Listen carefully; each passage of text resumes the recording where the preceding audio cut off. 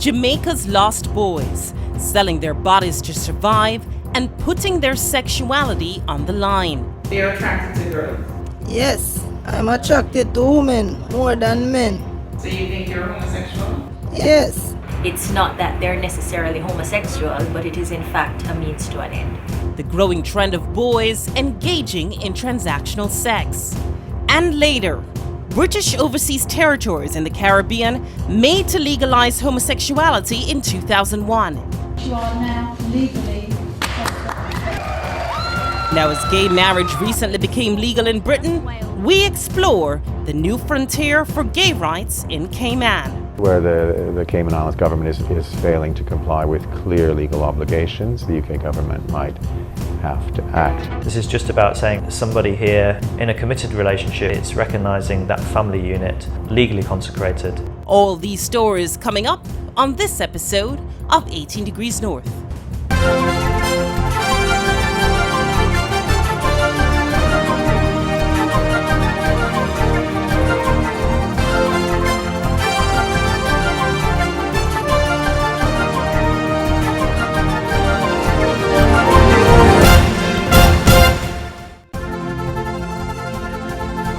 "18 Degrees North" is brought to you by Rainforest Seafoods, fresh from the ocean. Variety is the spice of life, and Rainforest Seafoods brings you the widest and best choices of fish and seafood, flash frozen to seal in all the natural goodness until ready to cook. It's really fresher than fresh. That's a fish fact from Rainforest Seafoods, fresh from the ocean.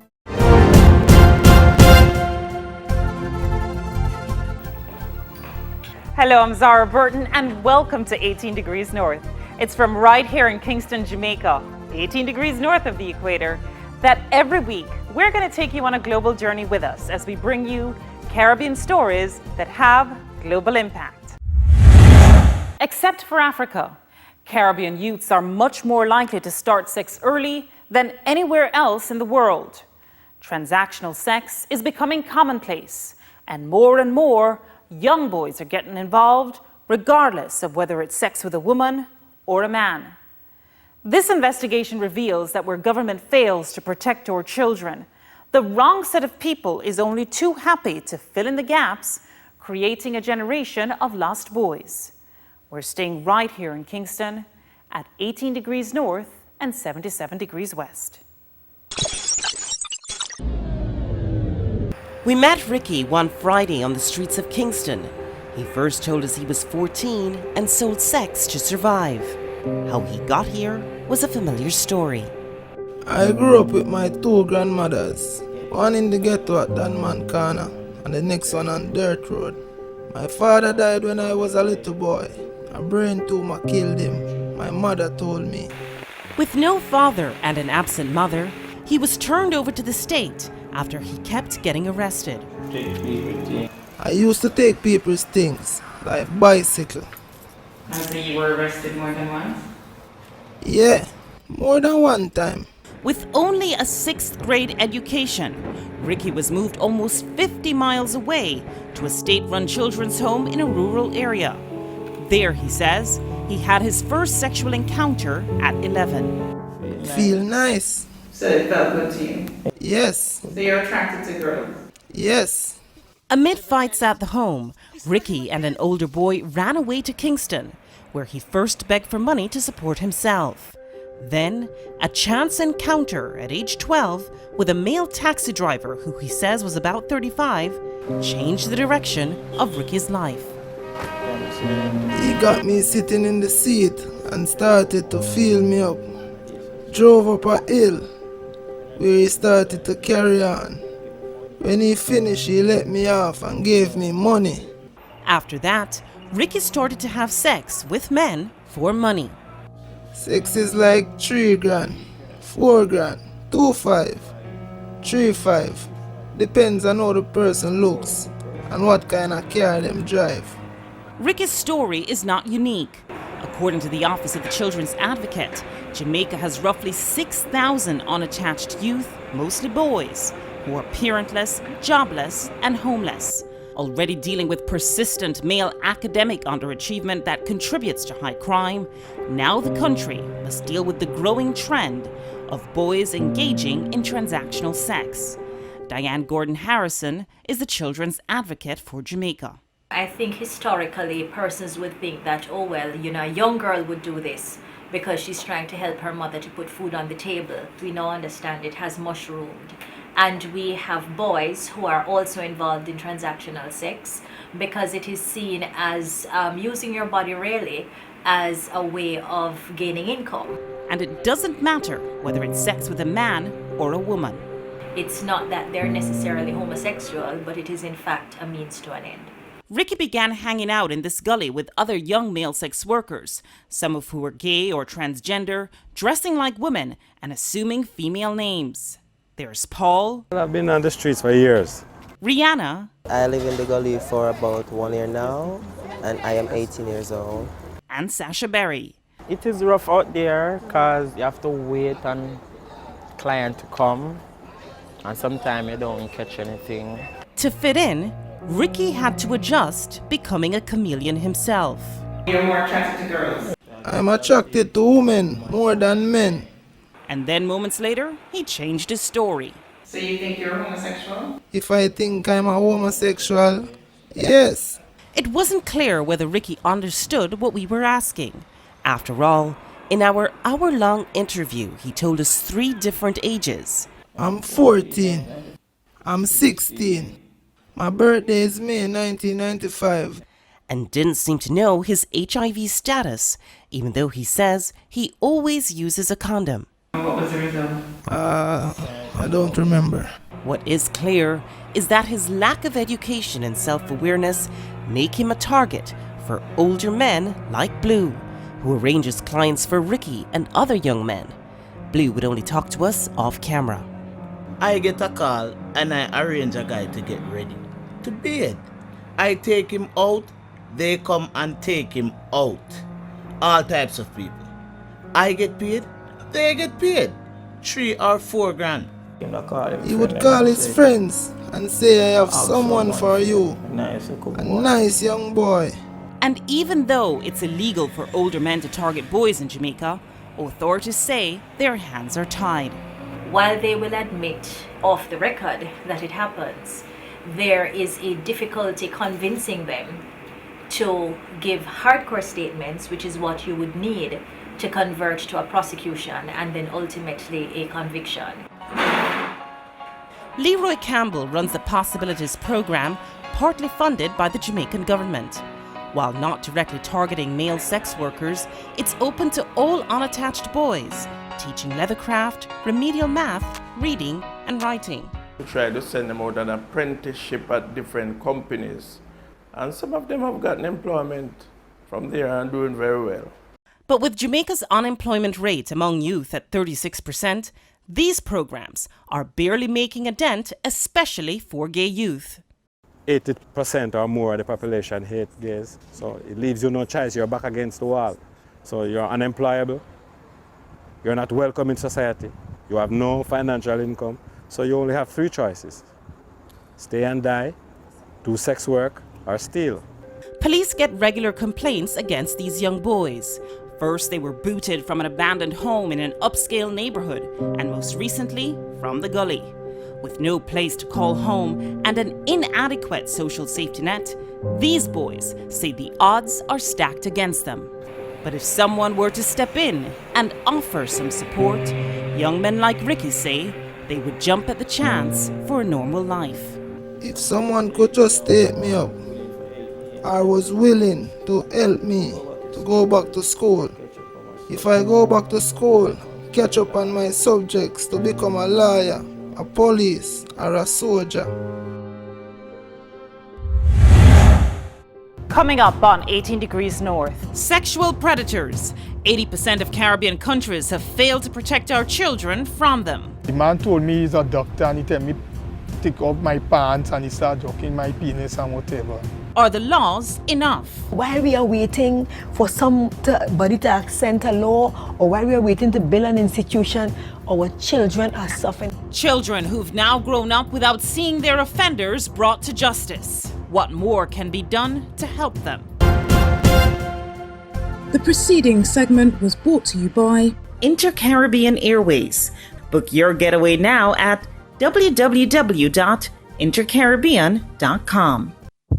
Be heart strong. You can reduce your chances of getting heart disease by eating more fish. In fact, seafood is likely the single most important food you can consume for good health. That's a fish fact from Rainforest Seafoods, fresh from the ocean. Get good value every day. When you eat fish twice a week, you get an excellent source of protein. Good for the whole family. Fish is quick, easy, affordable, and scales high on value. A fish fact from Rainforest Seafoods, fresh from the ocean. Are you a man over 40 and feeling tired, losing muscle, have less romantic drive? Then call now for the Ageless Male Free Testosterone Giveaway. For the first time ever, not just 100 or 1,000, but every man who calls in the next few minutes will receive a free 30-day supply of Ageless Male. Ageless Male has ingredients clinically shown to increase free testosterone levels, and that supports muscle health, boosts romantic drive, and supports energy metabolism. Even though we've already sold over 800,000 bottles of Ageless Male, this is the first time ever we're offering Ageless Male for free. All you pay is shipping and handling. More muscle, more romantic drive, more energy. And it all starts with this amazing offer, the Ageless Male Free Testosterone Giveaway. Your free 30-day supply is waiting for you. Call now. Don't delay. This is a limited time offer. Call 1-800-473-7364 to secure your free bottle today. That's 1-800-473-7364. Call now.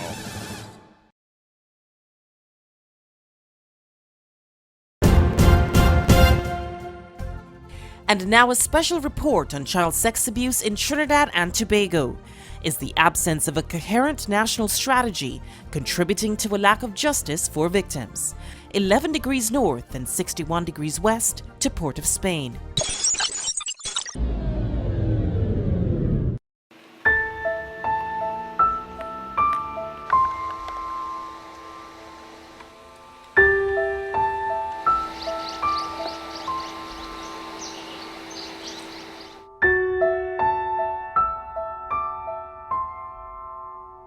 It was May 23, 1998, what was supposed to be a fun day out for 11-year-old Akil Chambers, who was invited to a birthday party at an upscale home in West Trinidad.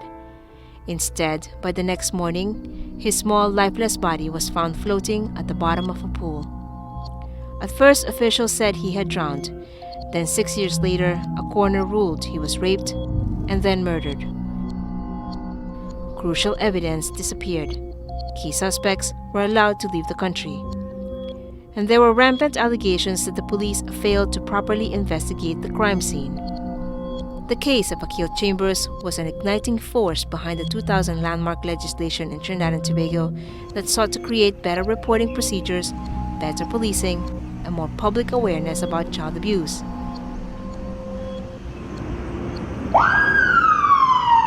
But 17 years on, critics charge there are still too many operational failures by the police that have allowed dangerous sex offenders to walk free. Very often police officers don't know how to collect evidence in such a way that it's going to stand up in court. So when it goes to court, it doesn't stand up and the charges are dismissed. According to a 2012 UNICEF report, poorly handled cases like Akil's caused many victims and their families to lose faith in the police and justice system. 37-year-old Jerry is one of them. At 3, he was dumped at the main port in Trinidad and placed in a local children's home, where he says he was sexually abused when he was in his mid-teens. The man told me he's a doctor and he told me to take off my pants and he started joking my penis and whatever. So I did not like it, so I pulled back up my pants and he keep on telling me, take it down, take it down, take it down.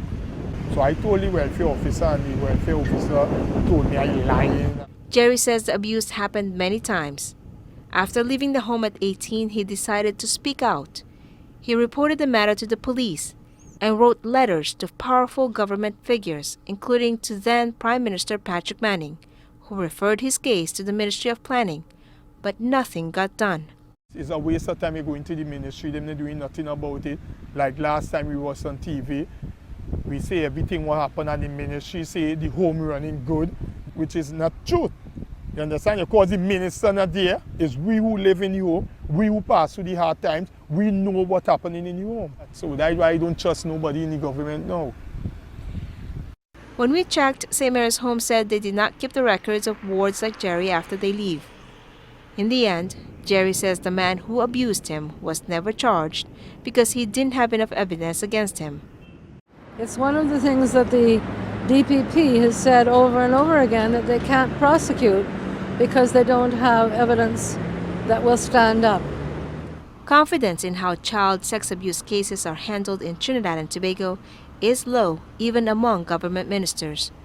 When the former Gender, Youth and Child Development Minister Marlene Kudre announced in 2012 that she had reopened the Akil Chambers case based on new information, she said the matter would be handled internally rather than being turned over to the police. Since then, a lot of persons have come forward, have come to see me in terms of offering assistance and in some cases information that we are quietly in the background working on.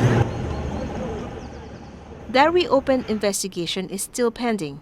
According to Trinidad's police service, clearance rates for sex crimes against children have actually gone down over the years, declining from 59% in 2004 to 38% in the first half of 2013.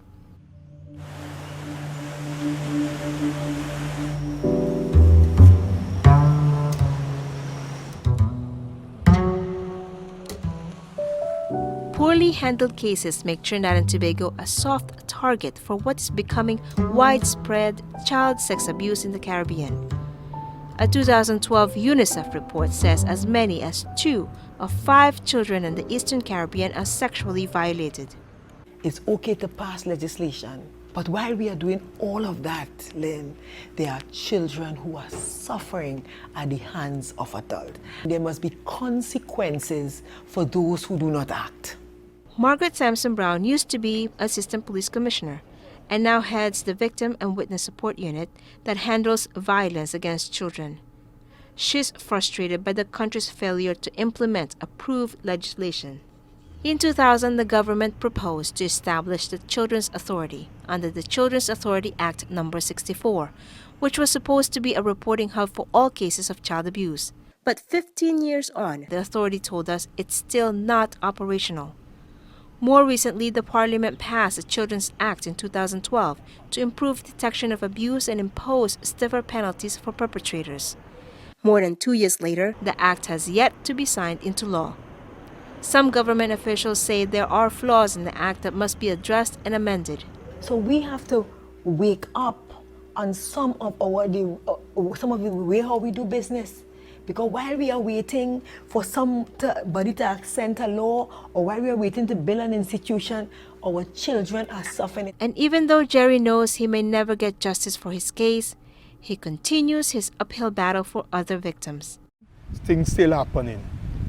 Still happening. Children being interfered, have nowhere to stay, nowhere to go. Government showing a blind eye on them and whatever. In Trinidad and Tobago, everyone seems to agree more should be done to help victims.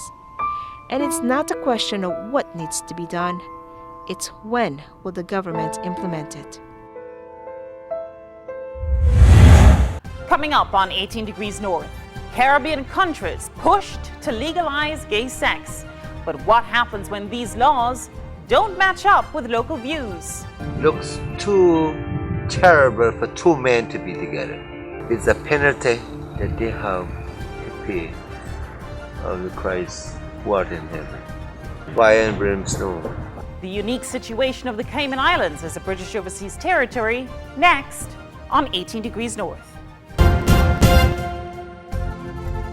The preceding segment was brought to you by Rainforest Seafoods, fresh from the ocean. Here is an amazing fish fact. The omega-3 fatty acids present in fish have great health benefits on the brain, eyes, nerves, muscles, and the heart. Eating fish and seafood contribute to a longer, healthier life. Rainforest Seafoods, fresh from the ocean. Be heart strong. You can reduce your chances of getting heart disease by eating more fish. In fact, seafood is likely the single most important food you can consume for good health. That's a fish fact from Rainforest Seafoods, fresh from the ocean.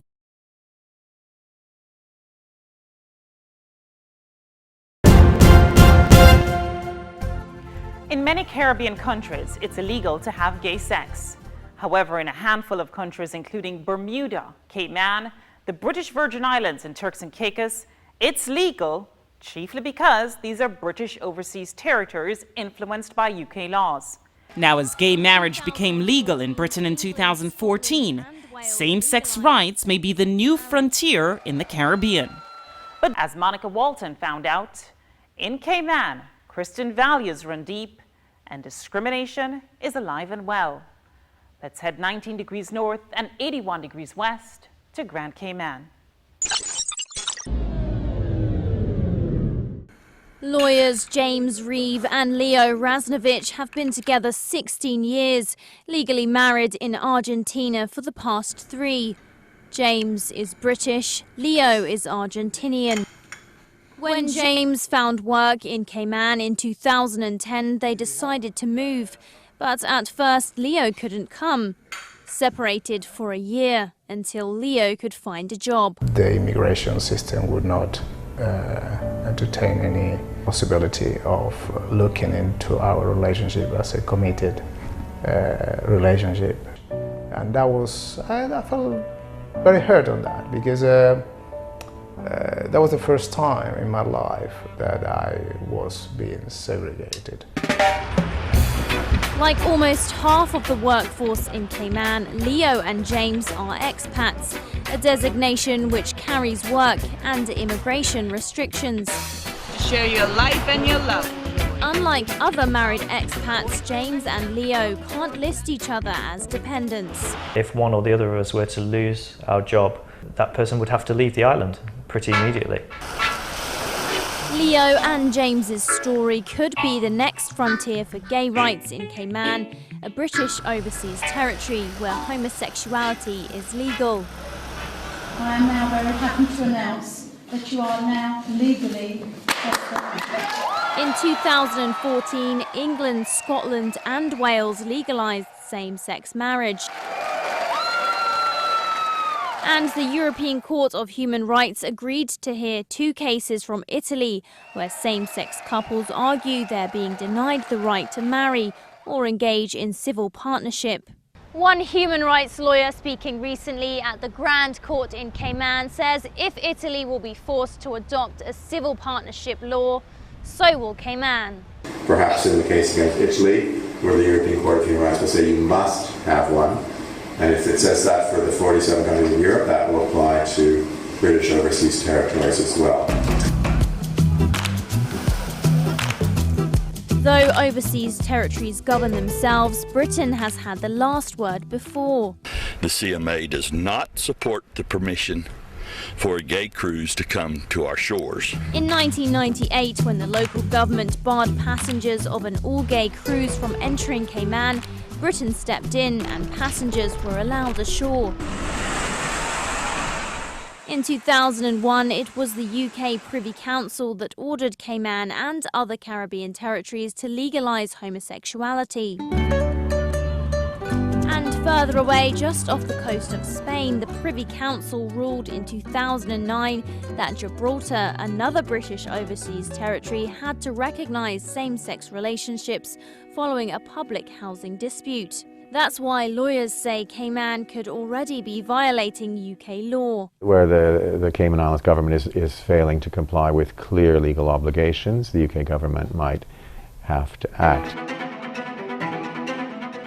Cayman's Human Rights Commission says the country doesn't have to follow rulings just because they're made in other territories. It seems despite British influence, discrimination is real. In Cayman, homophobia is alive and well. They need to be shot, shoot them. To be a homosexual is an abomination. Man was made for a woman, and a woman was made for a man. Activist Kerry Tibbetts says her brother, who died from AIDS, was routinely refused service because he was gay. I had to be the one to go and select the items that he decided he wanted to buy and then go to the counter with the money as a young girl and purchase them because they didn't want to serve my brother. They knew he was gay. Local gay Caymanians feel discriminated against. They don't want to speak to you. They treat you differently. They act like they don't know you. It's terrible. And say they live in fear. They want to get rid of us and kill us or whatever. Discrimination in Cayman is rooted deeply in Christian beliefs. Homosexuality is not in the plan or in the will of God. It's a penalty that they have to pay of the Christ what in heaven. And what do you think that is? What that is? Fire and brimstone. That could explain in part why there are still very few protections for gays, even though homosexuality is legal. Anyone at the moment has a legal right to discriminate against you, to dismiss you, to refuse to offer you an apartment or services. But Leo and James say religious beliefs have no place in a court of law. The court, for very few exceptions, have rejected the religious argument in secular societies, in the Western world. While not planning to take legal action, they say Cayman should voluntarily address immigration as a first step. This is just about saying, okay, we have somebody here who is in a committed relationship where the other person is doesn't have the right to reside here, and giving that spouse rights under the immigration law to be able to reside and to live with their loved one. Cayman's Human Rights Commission told 18 Degrees North it supports immigration changes to accommodate same-sex couples, but it has to wait for lawmakers to act. If and when the battle is won, local gay activists say they'll be that much closer to paving the way for equal rights. And I'll continue to advocate until gays are in our society are free. So this is where we bring 18 Degrees North to a close for this week. Join us online, look us up on Twitter or on Facebook. We're there to keep all of us connected to the Caribbean. From all of us here at 18 Degrees North, thanks so much for watching. I'm Zara Burton. See you next time.